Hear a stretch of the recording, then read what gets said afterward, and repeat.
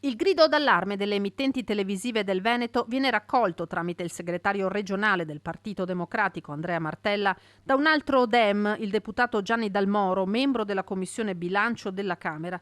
Il passaggio verso la televisione digitale da marzo rischia di privare di tutta l'informazione locale oltre 1 milione di cittadini. Da qui l'impegno di Dalmoro. Da qualche giorno spiega: sto seguendo la richiesta delle emittenti venete che spero possa trovare in Commissione Bilancio alla Camera accoglienza nella conversione del decreto legge mille proroghe. Molte le ragioni che spingono il Partito Democratico a questo impegno. Riteniamo, spiega Dalmoro, che la libera informazione vada tutelata e non limitata. Le televisioni locali svolgono un ruolo importante di servizio e di identità territoriale, linfa della nostra Italia dei 1000 comuni.